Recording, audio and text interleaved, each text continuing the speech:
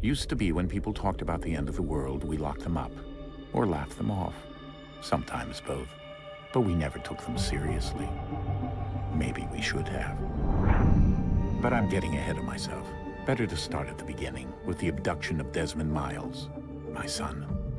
This boy had no ambition, no direction, no plans for the future. What he did have was a heritage, one he chose to deny. It nearly cost him his life. He was captured and imprisoned. Those who took him believed he could help them find something. The apple. One of several artifacts we call pieces of Eden. Bits of ancient technology scattered across the globe. Some hidden, some found, all of them dangerous. Most are held by a single group, the same group that now had Desmond. You know them as Abstergo Industries. We know them as the Templars, as the enemy. We've been fighting them for thousands of years, even longer if you believe the stories of their origins. I do. After all, I've seen the truth. That's the beauty and the horror of the Animus. A device that allows us to enter and experience the lives of our ancestors. It holds the power to change everything, to show us history the way it really happened. Up until its creation, to the victor went the spoils, went the truth. We're trying to fix that, to free minds and bodies both. But there's only so much that we can do, and the Templars have the upper hand these days. But something larger than the Assassins and Templars is approaching, bigger than all of us. And if we can't find a way to stop it, these next few weeks will probably be our last. Everyone's last. In the end, it all comes down to him. To Desmond. Through the Animus, he discovered his heritage, explored the lives of his ancestors, and uncovered their secrets. When that was done, he trained. He used another ancestor to provide decades of experience in the span of a few days. It worked. We think. We hope. Soon, though, soon we'll know. That ominous date fast approaches, December 21st, 2012. None of us knows what it'll bring, only that this is where they want us to be, when it does. They've been guiding us in their own fractured, frustrating way. These voices from the first civilization, the ones who came before, a precursor race of immense power and uncertain motives. They're the ones who made the pieces of Eden. This is where they've led him, and through him, us. He stands at the entrance to this long-lost place, armed with the knowledge of Altair and the abilities of Ezio. He holds in his hands the apple of Eden, and we stand at his side, ready to support him however we can. His name is Desmond Miles, and he has brought us to the end.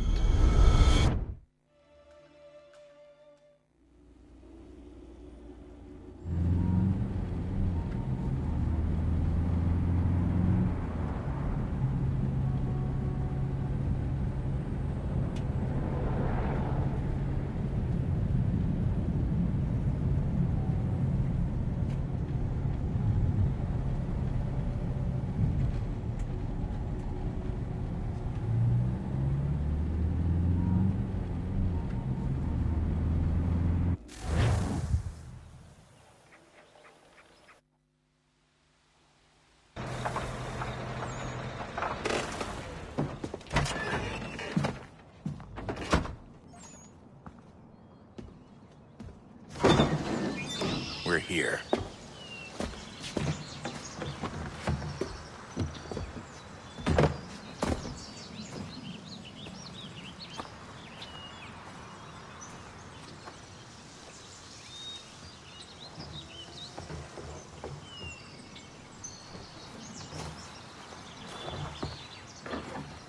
Let's go.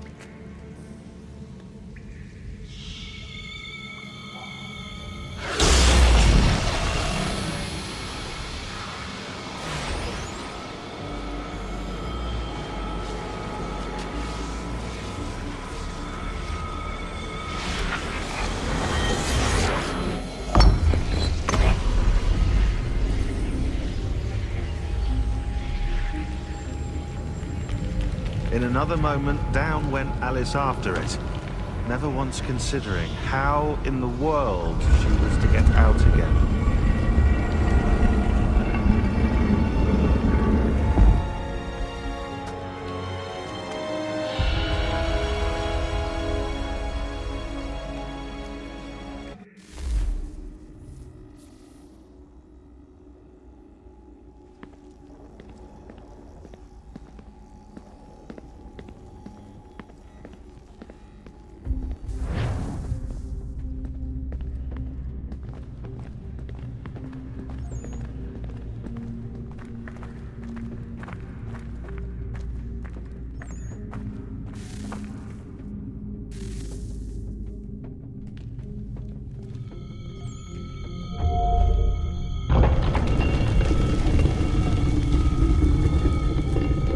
I think we're here.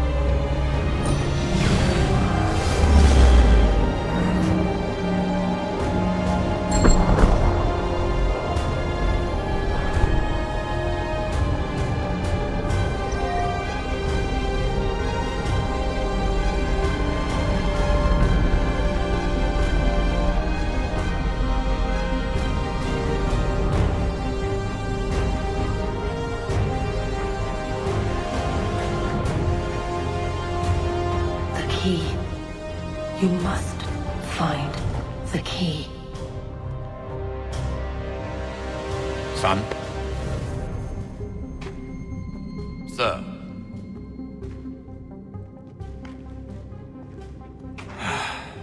Here we go again.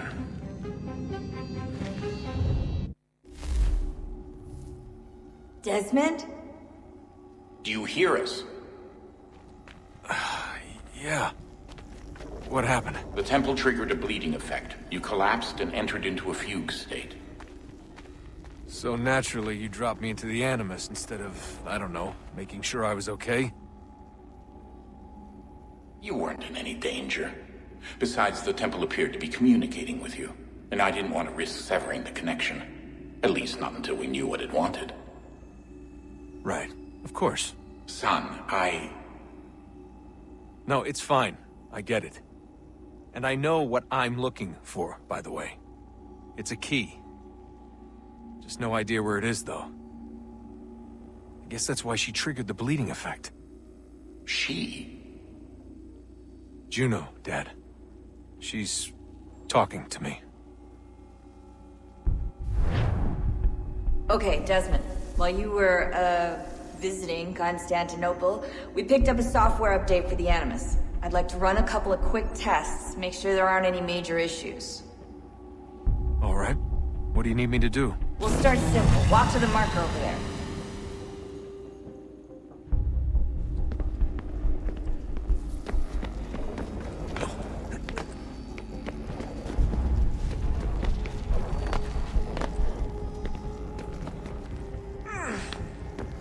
Okay, Desmond. Let's practice climbing on these objects.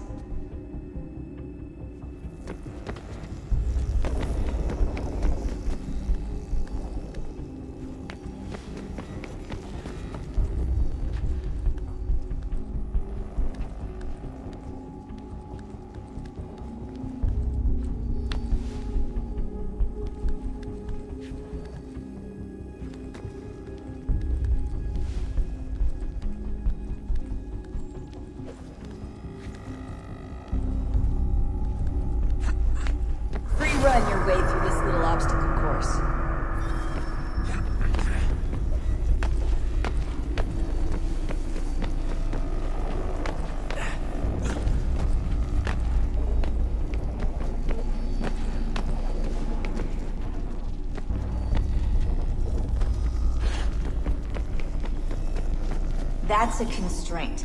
These are optional objectives that raise your synchronization rate. Alright, Desmond. Follow the on-screen instructions and kill the 2 Templars.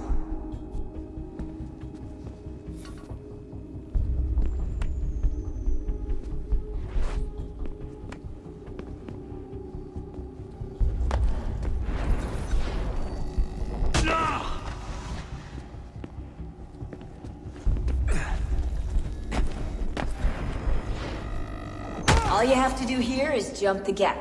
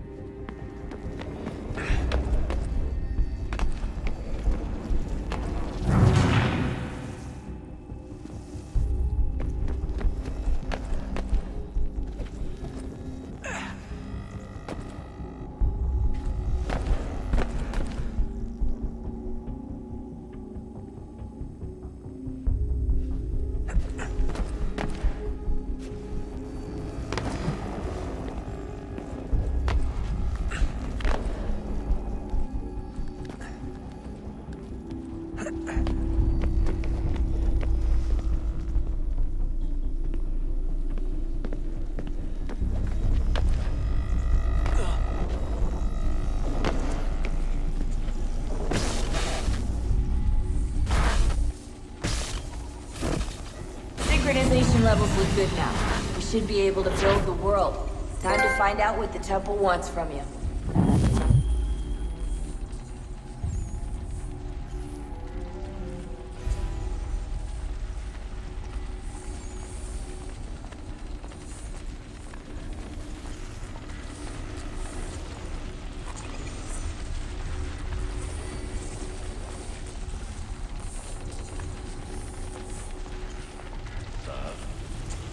Sir.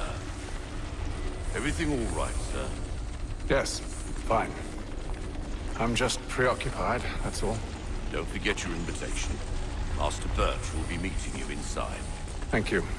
Where shall I retrieve you once you're done? Front of the Opera House. And be quick about it. Don't expect to be here long. I'll bring her round at once.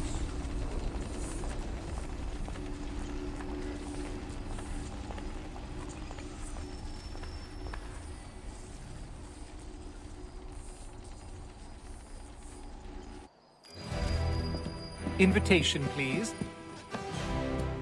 Shall I take your coat, sir?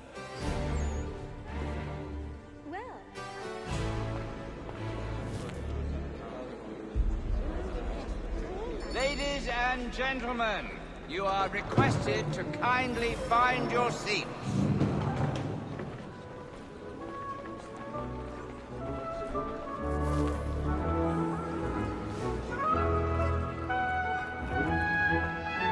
Good evening, sir. This way, please.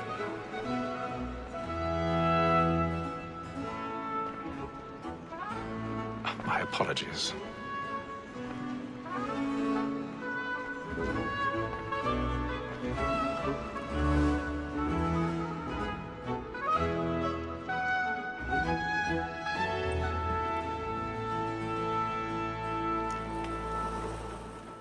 Evening, Hatham. Reginald? I can't tell you how happy I was to hear they'd mounted this revival. Gay's best work by far. Have you seen it before? Once. My father brought me here as a child. Though I remember little of it. I don't suppose tonight will afford me the luxury of a proper viewing either. No, I'm afraid it won't.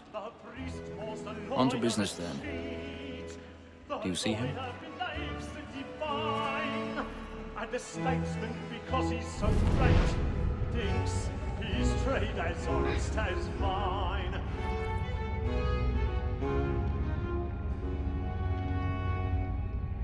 A lawyer is an honest employment, so is mine. Like me too, he acts in a double capacity, both against growth and for it. For 'tis but fitting that He's seated in one of the boxes above. The stairs are watched. You'll need to find another way up. That sick word of trial comes on in the afternoon. I already have. Order matters so as to bring her off. As the wench is very active and industrious, You may satisfy that I'll soften the evidence. Tom Gag, sir, is found guilty. A lazy dog! When I took him the time before, I told him what it would come to if he did not mend his hands. 1,000 pardons. This is death. My apologies. So sorry. I may venture to book you. For Tom Gag, £40. Let Betty Sly know I'll save her from the transportation, or I can get more by her staying in England. Betty hath brought more goods into our lock here than any five of the gang. And in truth, 'tis a pity to lose so good a customer. If none of the gang take her off, she may, in the common course of business, live her 12 months longer. I love to let women escape. A good sportsman always thinks the end of partridges fly, because the breed of the game depends on it. Besides, here the law allows us no reward. There's nothing to be got by the death of women, except our wives. Without dispute, she is a fine woman. 'Twas to her I was obliged for my education. And to say a bold word, she hath trained up more young fellows to the business than the gaming table. Truly, Filch, thy observation is right. We in the surgeon's office. Tis more than that seduces all mankind. My girl we first were taught how we are. Her very life in cheat when those things die. She tricks us of our money with our hearts. Tis more than that seduces all mankind. My girl we first were taught how we are. Her very life in cheat when those cheats die. She tricks us of our money with our hearts. Like this, like lions, we roam for prey and practice every fraud to bribe her shots. Suits of love like law are what I pay. They must be feeding to our hearts. For her like wolves by night, we roam for prey and practice every fraud to bribe her shots. Suits of love like law are won by pay, and they must be feeding to our hearts.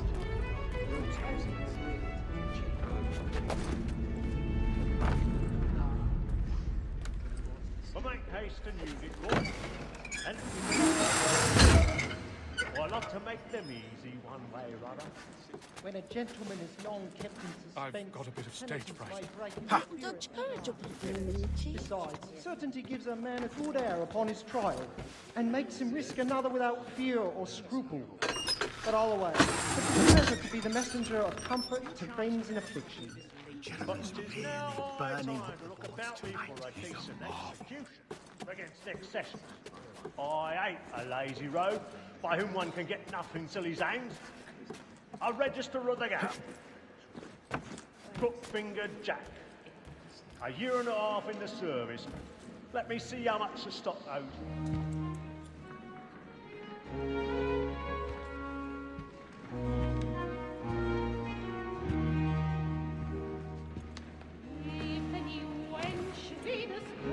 Haytham. You should have come to me. We would have found another way. Yes. But then you would have known. For what it's worth, I'm sorry. As am I.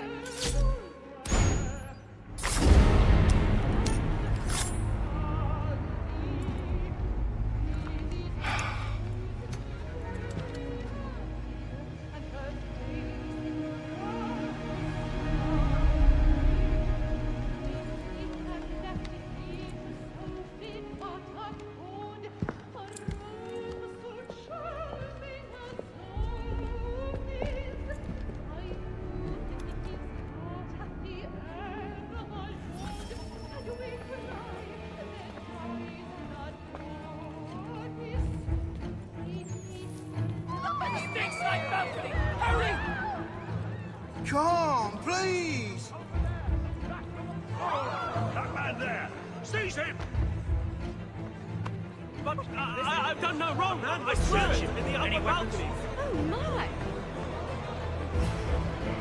I beg your pardon. They fired.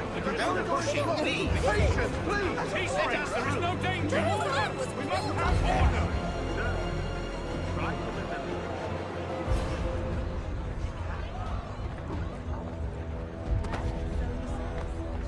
It happened right in that balcony. What are those men doing in there?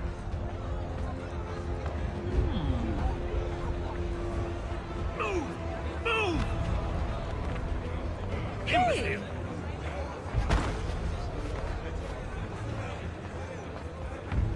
Where are you?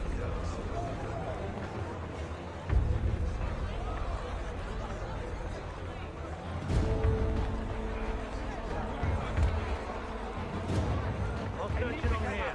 You search down there. Very well. Find anyone, give a shout.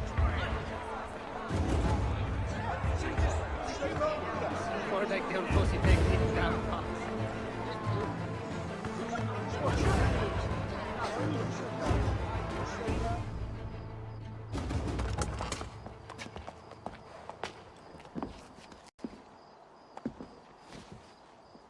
And how was the opera? Rather dull, truth be told.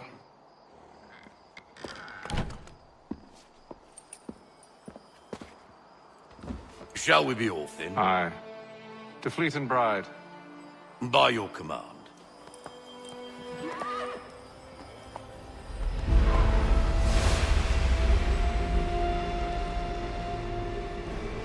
Fascinating.